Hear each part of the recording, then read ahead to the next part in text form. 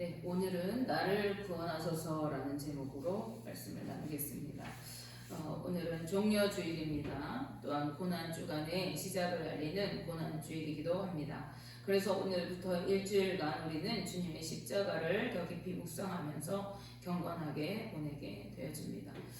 종려주일의 유래가 되는 사건은요, 예수님께서 예루살렘에 입성하신 사건입니다. 그날 온 유대 백성들은 나귀 새끼를 타고 예루살렘 성으로 들어오시는 예수님을 향해서 호산나를 연호하면서 영접하였습니다.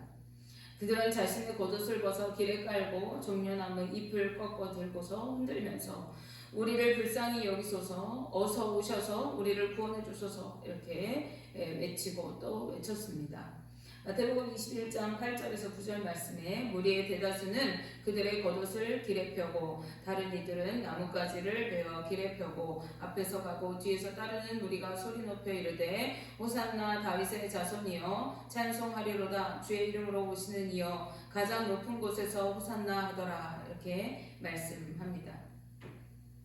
여러분 상상이 가십니까? 예수님의 이 행렬 때문에 온 예루살렘 성이 시끌시끌했다고 성경에 기록하고 있습니다. 그 모습은 마치 승전한 왕의 행렬과도 같았습니다.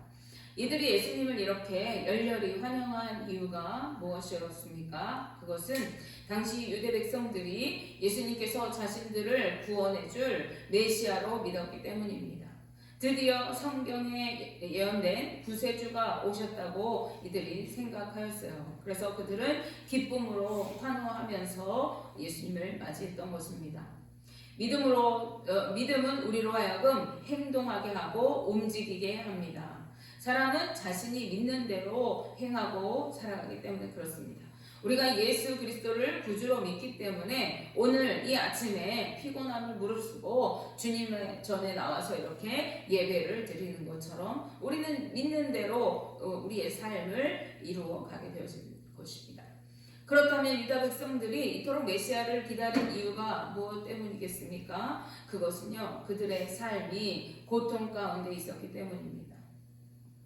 이 당시 유대는 어떤 상황이었습니까? 나라를 빼앗겼어요. 그래서 로마의 속국으로 이제 지배를 받는 삶을 살아갔습니다. 우리도 일제강점기 일본의 속국이었을 때에 그 상황을 우리는 역사를 통해서 알잖아요. 말도 우리말을 쓸 수 없고 글도 쓸 수 없고 또 마음대로 행할 수가 없고 일본의 제약을 받으면서 또 세금을 막 다 일본에 바쳐서 우리의 재산이 다 일본으로 흘러가게 되고 이러한 상황이었잖아요. 당시 유대가 이런 상황이었다는 거예요. 그래서 자신들의 이 고통과 아픔에서 구해줄 그 메시아를 엄청나게 사모하고 기다렸어요. 당시 이 유대인들은요, 이 로마의 속국이었기 때문에 아주 과중한 세금을 로마에 바치는 삶을 살아야 됐어요. 그래서 항상 그 세금을 마련하려고 전전긍긍해야 했습니다. 또 고된 노역을 해야만 했습니다.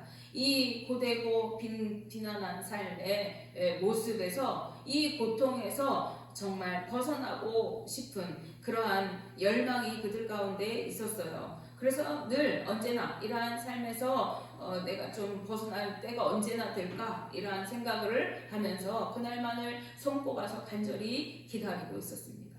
그래서 당시 고대 근동에는요, 이러한 삶에서 자신들을 구원해내고 자유와 평안을 안겨줄 메시아를 애타게 기다리는 메시아 대망 사상이 사람들 마음속에 깊이 자리잡고 있었던 것입니다. 성경에 예언된 대로 어떤 위대한 인물이 나와서 자신들을 해방시켜 줄 것이라고 하는 그 기대감을 품고 살아갔던 거예요. 그런데 이러한 유대인들에게 예수님의 예루살렘 입성이 그 메시아의 등장으로 여겨졌던 것입니다. 그들은 비록 성경에 예언된 구원의 참 의미 그리고 메시아의 오심에 의미하는 참 뜻을 알지 못했어요. 그렇지만 고난 중에 하나님의 약속을 믿고 기다리고 있었던 것입니다. 우리가 고난 중에도 의지하고 믿고 따라야 할 분은 오직 여호와 하나님 한 분밖에 없는 것이죠. 우리를 구원하시고 고난 중에서 건져내실 분, 우리를 지키시고 보호하실 분은 오직 주님 한 분밖에 없는 것입니다. 오늘 우리가 읽은 시편에는요, 고난 중에 주님을 바라보면서 믿음으로 기도하는 그 시편 기자의 심경이 그대로 담겨 있습니다. 이 시편은 누가 언제 기록했는지 정확히 자료가 없어요. 그러나 많은 학자들은요, 이 시편을 다윗이 썼을 것으로 추측합니다. 그러면 언제 썼을 것으로 여겨지느냐? 압살롬의 반역을 당해서 이제 도망하게 되었을 때 지은 것으로 보고 있습니다. 당시 다윗은요, 아들 압살롬과 그 무리를 피해서 죽음의 위기를 모면하고 이제 예루살렘 성을 빠져나와서 도망하고 있는 급박한 상황에 있었습니다. 그러나 그 위기 가운데서 다윗의 심령은 하나님을 향하고 있었어요. 하나님만 의지하며 하나님께 생명을 의탁하고 있었던 것입니다. 시편 71편 1절 2절 말씀을 다시 보시면 여호와여 내가 주께 피하오니 내가 영원히 수치를 당하게 하지 마소서. 주의 의로 나를 건지시며 나를 풀어주시며 주의 길을 내게 기울이사 나를 구원하소서. 이렇게 말씀하고 있습니다. 아들과 믿었던 신하들의 반역으로 죽음 위기에 처하여 있으면서 이제 하루아침에 왕에서 도망자 신세가 된 이 다윗은요, 자신의 후궁들이 대낮에 아들과 동침하는 그러한 황당한 그리고 수치스러운 수모를 겪어야 했지만 그 무너지는 심경, 그 너무나도 가슴 아픈 상황, 고통스러운 상황에서도 어떠한 상황을, 내 수모를 바라보는 것이 아니라 주님을 바라보면서 주님께 호소하고 있는 것입니다. 이 고통의 상황에서 다윗은요, 내가 주께 피하오니 영원히 수치를 당하지 않게 하소서 이렇게 호소하고 있습니다. 주의 의로 건지셔서 구원하시고 회복시켜 주시기를 구하고 있는 것입니다. 주의 의는 무엇입니까? 의는 반드시 구원하시고 악인은 심판하시는 것입니다. 다윗은 그 의로운 심판으로 악인들을 물리치시고 자신을 구원하시며 항상 피할 바위가 되시기를 간절히 구하고 있는 것입니다. 이 같은 간구는요, 그가 하나님을 믿고 의지하고 있다는 것을 의미하는 거예요. 우리가 하나님을 믿지 못한다면 이 상황에서 그는 좌절하고 절망하고 낙심했거나 세상의 방법을 강구하고 살고 일을 하느라 바빴을 것입니다.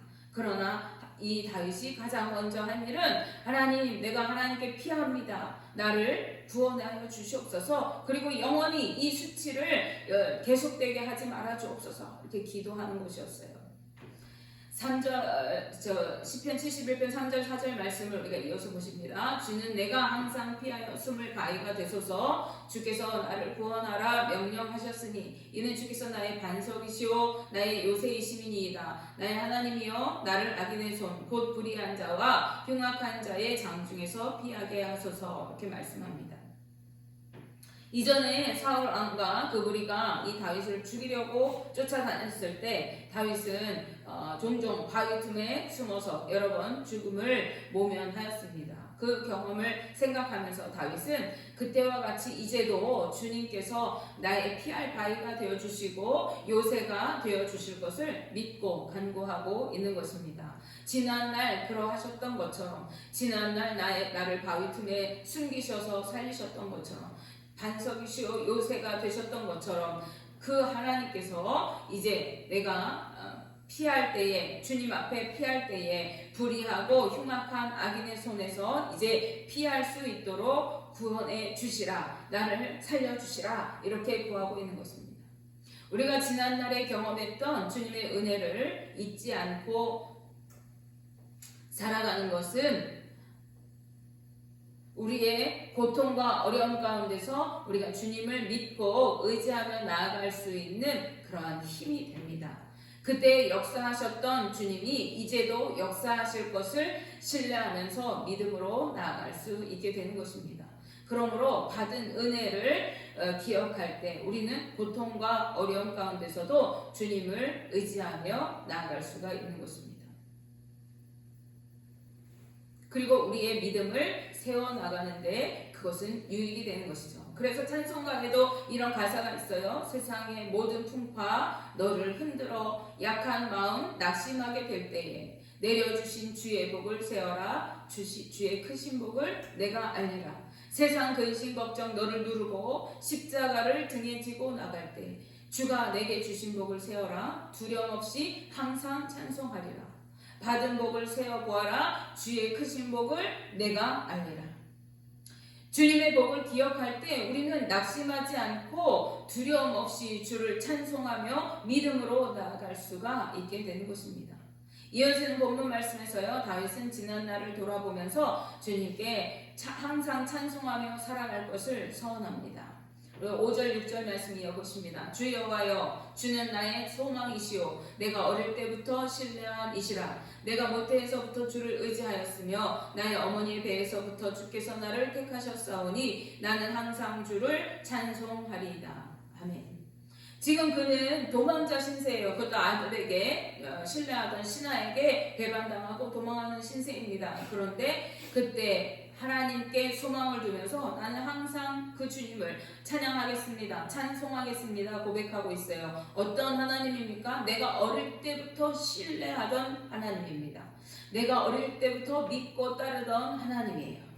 다윗은 어릴 때부터 양을 치면서 들에서 하나님과 동행하고 찬송하던 사람이었죠. 그는 사자와 곰이 닥쳐올 때에 담대히 그것들을 물리치고 용감하게 양들을 지켜낼 수 있었던 그 비결이 하나님과 동행했기 때문입니다. 그 골리앗을 담대히 물리칠 수 있었던 것은 만군의 여호와의 이름으로 나갔기 때문인 것이죠. 그러한 하나님을 이제도 찬송하겠다 말합니다.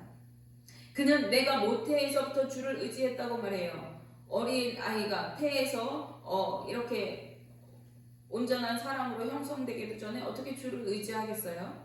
그런데 그가 이렇게 고백하는 것은 다윗이 기쁠 때 즐거울 때뿐만 아니라 항상 주를 찬송하고 그렇게 살아가겠다고 서원할 수 있는 이유는 나를 어려서부터 믿고 의지했던 그 하나님, 나를 지키시고 보호하셨던 하나님, 그 하나님이 나를 태아 때부터 이미 택하시고 선택하셔서 지키시고 보호하신 하나님이라는 것을 믿기 때문이라는 거예요.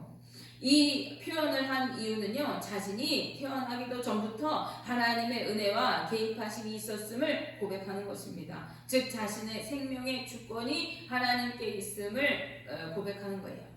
생명의 근원 되신 하나님과 자신이 친밀한 관계 속에 이어져 있다는 것을 나타내고, 나와 친하잖아요 하나님, 그 하나님께서 나를 건져주시고 구원해주세요, 이렇게 하나님을 의지하며 기도하는 것을 표현한 것입니다. 비록 지금은 이 다윗이 어떤 상황이에요? 하나님께 징계를 받은 것 같아요. 그래서 사람들에게 눈에 띌 정도로 심각한 조롱과 박해를 받는 상황에 놓여있게 되었어요. 그렇지만 내 생명의 근원 되시는 여호와 하나님만은 나의 견고한 피난처가 되시는 분이시기 때문에 내가 주를 찬송할 수 있다, 이렇게 다윗이 고백하고 있는 것입니다. 7절 8절 말씀에 나는 무리에게 이상한 징조같이 되었사오나 주는 나의 견고한 피난처시오니 주를 찬송함과 주께 영광 돌림이 종일토록 내 입에 가득하리이다, 이렇게 말씀합니다. 무리에게 이상한 징조같이 되었대요. 하나님이 세우신 왕이 왜 저런 일을 당하지? 하나님이 버리신 거 아니야? 하나님께 심판을 받는 거 아니야? 하고 수근수근 사람들이 비방하고 조롱합니다. 심의라는 사람은 대놓고 다윗을 쫓아오면서 저주하기까지 했어요. 야, 네가 그렇게 사람들을 많이 죽이고 피를 많이 흘리고 왕이 되더니 하나님이 그 피의 값을 내 머리에 돌리시는구나. 네 나라를 빼앗아서 네 아들을 압살롬에게 넘기시는구나. 그러니 너는 가버려라, 썩 꺼져버려라, 이렇게 쫓아오면서 막 조롱하고 욕하고 돌을 던졌습니다. 그럼에도 불구하고 다윗은요, 주님을 신뢰하며 하루 종일 주를 찬송하고 주께 영광 돌리겠다고 말씀하고 있는 거예요. 우리에게도 다윗과 같이 이런 상황이 올 수가 있습니다. 믿는 사람이라고 해서 언제나 행복하고 복되고 잘 되는 일만 있는 것이 아니에요. 때로는 믿는 사람이라고 할지라도 어려움과 고통의 순간이 우리의 삶에 찾아올 수가 있습니다. 그리고 그럴 때, 그런 상황에서 사람들은 우리를 향해서 야, 믿는 사람이 왜 그런 일을 당하냐? 너 잘못 믿은 거 아니냐? 하나님이 벌 주시는 거 아니냐? 이렇게 조롱하고 멸시하여서 우리의 마음을 더욱 아프게 할 때도 있습니다. 그러나 그때에도 실망하지 말고 믿음으로 인내하고 찬송하며 주님께 영광 돌릴 수 있어야 하는 거예요. 그 이유는 오늘 다윗이 고백했듯이 주님만이 우리의 소망이 되시고 구원이 되시고 반석이 되시고 요새가 되시는 분이시기 때문에 그렇습니다. 다윗 왕이야말로 젊은 날부터 험악한 생활을 살아왔어요. 끊임없이 전쟁과 수많은 죽음의 위기를 겪으면서 살아왔습니다. 그런 상황 속에서 하나님의 보호하심을 입어서 그 가운데서 구원을 얻어서 살고 또 살아온 것입니다. 그런데 노년에 이른 다윗이 지금 다시 한번 위기에 고난에 봉착했어요. 아들의 반역을 통한 위기를 겪고 있는 것입니다. 그러나 그때 이 다윗은요, 주님만을 바라보며 그분을 의지하고 있습니다. 젊을 때 나와 함께 하셨던 주님, 지금도 함께하여 주시옵소서. 이렇게 기도하며 주님을 의지하겠다고 고백하는 것이죠. 늙은 자신을 버리지 마시기를 구하면서 13절 14절 말씀에서 다윗이 이렇게 기도합니다. 내 영혼을 대적하는 자들이 수치와 멸망을 당하게 하시며 나를 모해하려 하는 자들에게는 욕과 수욕이 덮이게 하소서. 나는 항상 소망을 품고 주를 더욱 찬송하리이다. 아멘. 지금 자신의 영혼을 대적하는 자들, 자신을 죽이려고 하고 모해하고 욕하는 자들이 생명을 위협하는 상황에도 그는 그 상황에 집중하지 않고 그 모든 상황을 주님께 맡기고 기도하면서 자신은 주님을 신뢰하며 소망을 품고 주를 더욱 찬송하겠노라고 서원하고 있는 것입니다. 다윗이 이렇게 하나님을 믿고 의지하며 기도하였을 때 반드시 주님께서 자신을 구원하여 주실 것을 믿고 신뢰하였을 때 그 결말이 어떻게 되었습니까? 사무엘서를 보면은 하나님은 그의 모든 대적들을 물리쳐 주셨어요. 그리고 승리를 거두게 하셨습니다. 죽음의 위기 가운데서 구원해 주시고 그의 왕위를 회복시켜 주셔서 영광을 누리게 하셨어요. 우리가 고난 가운데도 포기하지 않고 주님을 믿고 의지하며 나아갈 때 주님은 반드시 우리를 구원해 주시고 승리케 해주시는 분이십니다. 우리로 주님 안에 참된 평안을 누리며 영광을 보게 하시는 분이십니다. 그러므로 우리가 살아가면서 잠시 겪게 되는 고난과 어려움에 낙심하지 맙시다. 고난 중에도 찬송하고 환난 중에도 즐거워하며 주님께 소망을 품고 기도합시다. 우린 그 고난을 겪을 때 조금 힘들 수 있어요. 조금 어려울 수 있어요. 마음도 힘들고 괴로울 수가 있습니다. 그런데 우리 그때 주여 우리를 불쌍히 여기소서, 우리를 이 고난 가운데서 구원하여 주소서 이렇게 기도하며 간절히 부르짖어 기도합시다. 우리가 그렇게 기도하며 주님을 신뢰하며 믿음으로 주님께 맡길 때 주님은 우리의 기도를 외면하지 않으시고 들어주십니다. 주님은 우리의 반석이 되시고 요새가 되어주시고 피난처가 되어주시는 분이십니다. 그분을 우리를 능히 구원하실 수 있는 능력의 하나님이시요 영광의 왕이신 것입니다. 원하기는 우리 모두가 다윗과 같이 고난 중에도 구원이 되시고 소망이 되시는 주님을 믿고 신뢰하면서 믿음으로 살아가게 되시기를, 고난 중에도 즐거워하고 찬송하며 주님께 영광 돌리는 거룩한 주의 자녀들 다 되실 수 있기를 주님의 이름으로 축복하며 기도합니다. 기도하겠습니다.